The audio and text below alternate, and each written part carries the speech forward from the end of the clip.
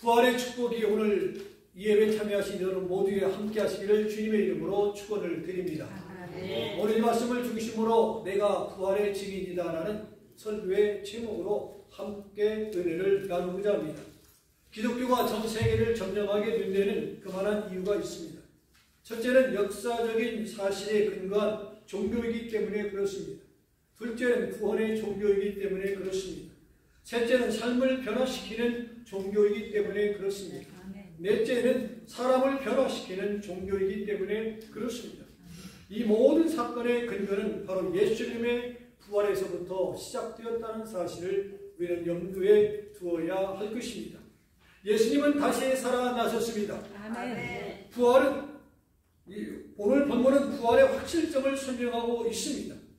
주일 새벽 예수님의 무덤을 찾아간 여인들은 빈 무덤을 보았을 뿐만 아니라 예수님의 시체를 발견하지 못하고 누구를 만났습니까? 두 천사를 만났다는 것이 오늘 본문의 말씀입니다. 그리고 예루살렘에 모여있던 제자들에게 주님이 친히 나타나 자신의 몸을 보여주시면서 부활을 확인시켜 주시는 말씀이 또한 오늘 본문의 말씀입니다. 지난 2000년 동안 예수님의 부활을 부인하는 수많은 학자, 과학자들, 심지어 신학자들까지 동원돼서 예수님의 시체를 찾아 부활을 반대하려고 했지만 그 누구도 성공하지 못했습니다. 우리는 본문을 통해 부활의 확실성과 부활의 증인들을 만나 보아야 할 필요성을 일깨워주고 있습니다. 예수님은 다시 살아나셨습니다. 우리는 그 부활의 증인이 되어야 할 것을 분명히 말씀합니다. 오늘 본문 48절에 보니까 뭐라고 말씀합니까? 너희는 이 모든 일의 증인이다 말씀하고 있습니다. 그러면 부활의 증인은 누구입니까? 첫째로 부활의 증인들이 있습니다. 첫째는 천사가 증거했습니다. 마태복음 28장 6절에 보면은 새벽 미명에 무덤을 찾아간 여인들에게 그가 여기 계시지 않고 그가 말씀하시던 대로 살아나셨느니라 와서 그의 누우셨던 곳을 보라고 말씀하고 있습니다. 마가복음 16장 5절과 6절에 보면은 흰옷 입은 한 청년이 무덤 우편에 서서 이렇게 말합니다. 놀라지 말라. 너희가 십자가에 못 박히신 나사렛 예수를 찾는구나. 그가 살아나셨으니 여기 계시지 아니하고 보라 그를 두었던 곳을 너희가 보라 했습니다. 그 천사는 바로 청년인 것을 보게 되었습니다. 누가복음 24장 4절에 보면은 찬란한 옷을 입은 두 사람이 곁에 섰다라고 말씀하고 있습니다. 역시 천사를 말합니다. 어찌하여 살아있는 자를 죽은 자 가운데서 찾느냐? 여기 계시지 않고 살아나셨느니라 했습니다. 우리는 여기 계시지 않다는 말씀을 주목해야 할 것입니다. 천사들의 공통된 증언이 무엇입니까? 여기 계시지 않다. 왜 살아있는 자를 죽은 자 가운데서 찾느냐? 그는 다시 살아나셨느니라고 말씀하고 있는 공통점을 보게 되어집니다. 마귀는요, 남을 속이고 거짓을 조장하지만 천사는 거짓말할 줄을 모릅니다. 사람을 속이지도 못합니다. 예수님의 부활을 누가 증언했습니까? 천사들이 복음서 이곳저곳을 통해서 증언하고 있음을 첫째로 발견할 수가 있습니다. 둘째는 여인들이 증언했습니다. 평소 예수님을 섬기고 따르는 여인들이 이른 새벽 예수님의 무덤을 찾아갔습니다. 그리고 그가 다시 살아나셨다는 천사의 증언을 들었고 다시 살아난 예수님을 만났고 확인했습니다. 제자들은 무서워 떨며 무덤 곁에 얼씬거리지도 않았지만은 여인들은 새벽 미명에 무덤가를 찾아가 예수님의 무덤을 확인하고 부활을 확인하고 천사들을 통하여 또 증언을 들었습니다. 여자들이 용감하고 담대한 것은요, 모성 본능 때문이라고 합니다. 여자는 10개월간 복중에 개인 생명을 담고 있어야 합니다. 10개월 동안 나보다도 태아를 더 생각하고 더 보살핍니다. 불편함과 고통을 참습니다. 입덧이 심할 경우 3, 4개월 동안 물도 마시지 못할 때가 있습니다. 때론 임신 10개월 동안 내내 입덧으로 고생하는 분들도 있습니다. 자기 생명을 걸고 태아의 생명을 지키는 것이 어머니의 마음입니다. 그러다가 달이 차면은 해산의 고통을 겪고 아이를 낳게 되어집니다. 거기에 비해 남자는 아이를 낳지 않습니다. 부성 본능이란 내 자식이라 내가 잘 키워야지, 부지런히 돈 벌어서 찾아서 머리 살리고 돌보고 그러면은 얼마나 훌륭한 아들과 딸이 될 것인가 라는 양육의 책임감을 갖습니다.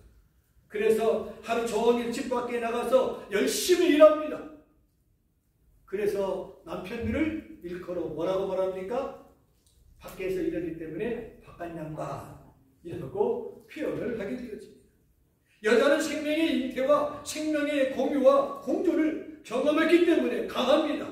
여자는 약하지만 어머니는 강하다는 말 있지 않습니까? 그 당시 예수님의 무덤을 찾아간 여인들은요, 노마 군병도 겁날 것이 없었습니다. 무덤의 공포도 두려움도 없었습니다. 죽음도 문제가 되지 않았습니다.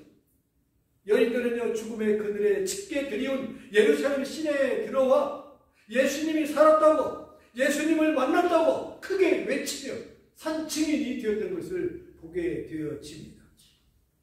셋째, 제자들이 증언했습니다. 사복음서의 저자인 마태, 마가, 누가, 요한, 예수님의 부활을 증언했습니다. 당시로서는요, 목숨을 건 모험이었습니다. 너도 같은 당이지? 영모요 하면 죽였던 시대가 그 당시였습니다. 예수쟁이는 이단하고 모두가 죽임을 당하는 시대였습니다. 그러한 시대에 내가 부활하신 예수님을 만났다고 시내에 나가서 증거한다는 것은 생명을 건 복음의 전도였습니다. 베드로의 증언을 살펴볼까요? 사도행전 2장 32절을 보면은 이 예수를 하나님이 살리신지라 우리가 다 이 일의 증인이라고 했습니다. 사도행전 3장 15절을 보면은 생명의 주를 죽였도다. 그러나 하나님이 죽은 자 가운데서 그를 살리셨으니 우리가 이 일의 증인이라고 했습니다. 베드로전서 1장 3절을 보면은 예수 그리스도를 죽은 자 가운데서 부활하게 하심으로 말미암아 우리를 거듭나게 하사 산 소망이 있게 하려 하심이니라고 했습니다. 사도 바울도 증언을 했습니다. 사도행전 13장 30절을 보면은요, 하나님이 죽은 자 가운데서 그를 살리셨다라고 했고, 로마서 6장 9절을 보면은 이는 그리스도께서 죽은 자 가운데서 살아나셨으며 다시 죽지 아니하시고 사망이 그를 주장하지 못할 줄을 아니라고 했습니다. 로마서 10장 9절을 보면은 하나님께서 그를 죽은 자 가운데서 살리신 것을 내 마음에 믿으면 무엇을 받으리라? 구원을 받으리라 했습니다. 바울의 부활 증언은요, 고린도서 15장에서 꽃이 피웁니다. 사전에 보면은 성경대로 사흘 만에 그는 부활하셨다라고 증언하고 있습니다. 또 5절에서 8절에 보면은 개바에게, 12 제자에게, 500여 형제에게, 야고보에게, 그리고 내게도 예수님은 부활의 몸을 보이셨다고 증거하고 있습니다. 또 13, 14절을 보면은 부활이 없으면 믿음이 뭐라고요? 말짱 헛것이다 라고 했어요. 58절을 보면 그러므로 견실하며 흔들리지 말며 항상 주의 일에 더욱 힘쓰는 자들이 되라 말씀합니다. 이런 바울의 부활 증언은요, 다메섹에서 가는 길에서 부활하신 예수님을 직접 만났기 때문입니다.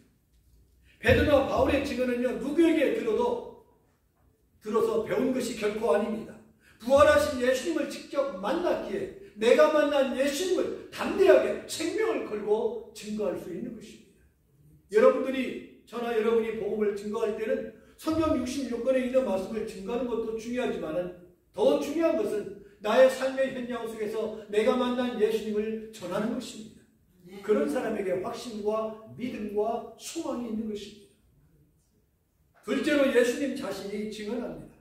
마태복음 28장 10절을 보면요, 부활하신 예수님이 무서워 말라 가서 내 형제들에게 갈릴리로 가라 하라. 거기서 뭐라고요?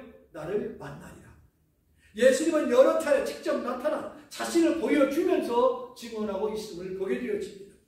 누가복음 24장 13절 이하를 보면은 엠마오로 내려가는 글로바 일행에게도 36절 이하를 보면은 제자들이 모인 곳에서도 나타나 손과 발과 못자국을 친히 보여주면서 증거했고, 증거하면서 그에게 뭐라고 했습니까? 너희에게 무엇이 있을지어다 평안이 있을지어다 말씀하고 있음을 보게 되어집니다. 누가복음 24장 26절을 보면요, 우리가 이런 고난을 받고 자기의 영광에 들어가야 할 것이 아니냐. 38절 의심하는 제자들에게 어찌하여 두려워하며 어찌하여 마음의 의심이 일어나느냐. 39절을 보면 내 손과 내 발을 보고 나인 줄 알라. 또 나를 만져보라. 내 영은 살과 뼈가 없으니 너희 보는 바와 같이 나는 있지 않느냐. 보고도 믿지 못하는 이들을 향하여 안타까워하는 예수님의 모습을 발견할 수가 있습니다. 예수님 자신의 증언보다 더 확실한 증언이 어디에 있겠습니까? 요한복음 20장 27절을 보면요, 의심하는 도마에게 내 손가락을 이리 내밀어 내 손을 보고 내 손을 내밀어 내 옆구리에 넣어보라. 그리하여 믿음 없는 자가 되지 말고 믿는 자가 되라. 권면해 주고 있음을 보게 되어집니다. 또한 21장 14절을 보면은 예수께서 죽은 자 가운데서 살아나신 후에 세 번째로 제자들에게 나타나셨느니라 했습니다. 이렇게 왜 그토록 부활의 증언이 되고 믿게 해야 하는 것인가? 또 믿어야 하는가? 부활이 있어야 구원받기 때문에 그렇습니다. 부활을 믿어야 생명을 얻기 때문에 그렇습니다.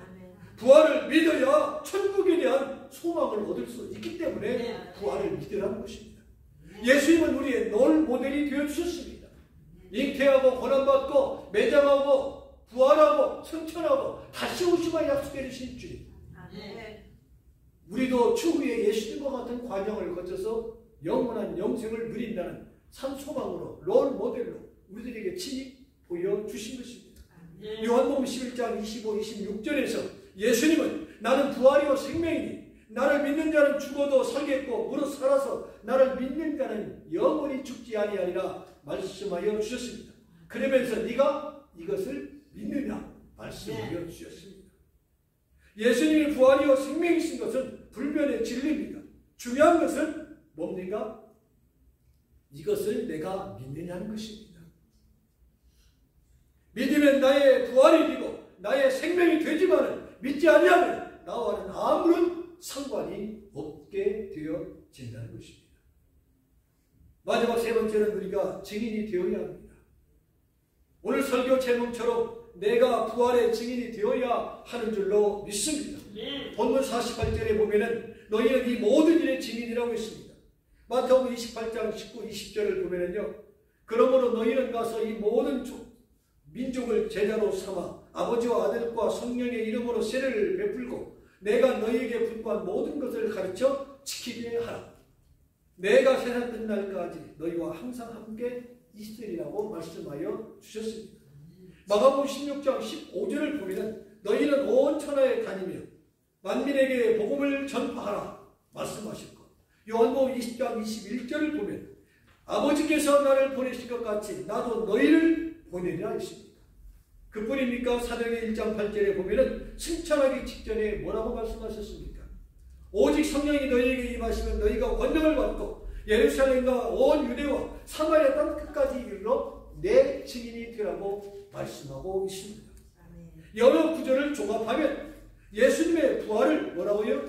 증거하라는 것입니다. 증거는 보고 듣고 믿는 사실을 사실이라고 말하는 것입니다. 증인은 거짓말을 한다든지 사실을 왜곡하면 위증죄에 걸리고 맙니다. 법정이나 청문회에서 증인이 선사하는 이유가 바로 여기에 있는 것입니다. 증인을 헬라 말로 마르투스라고 말합니다. 영어의 순교자라는 말이 증인이라는 헬라에서 유래된 말입니다. 그래서 증인은 사실과 진실과 진리를 위해서 목숨을 걸고 순교자적인 자세로 증거해야 할 사명과 책임이 있기 때문에 순교자와 증인이라는 단어를 함께 쓰고 있음을 보게 되어집니다. 사랑하는 성도 여러분, 우리의 신앙의 선배들은 순교하기까지 예수님 그리스도이시오, 살아계신 하나님의 아버지시오, 죽었다가 부활하신 이심을 증거하십니다. 예수님의 증인으로 타다가 안드레, 바나바는 십자가형으로 순교했습니다. 바울과 마띠아, 야고보는 참수형으로 순교했습니다. 도마는 창에 찔려 순교했습니다. 누가는 교수형으로 순교했습니다. 빌립은 돌에 맞아 순교했습니다. 마태는 칼에 찔려 순교했습니다. 바돌로메는 살가죽을 벗기는 중에 참수형을 당했습니다. 초대교회 스데반 집사도 예수님의 증인으로 타다가 돌에 맞아 죽었습니다. 베드로도 부활의 증인으로 타다가 십자가에 매달려 죽었습니다.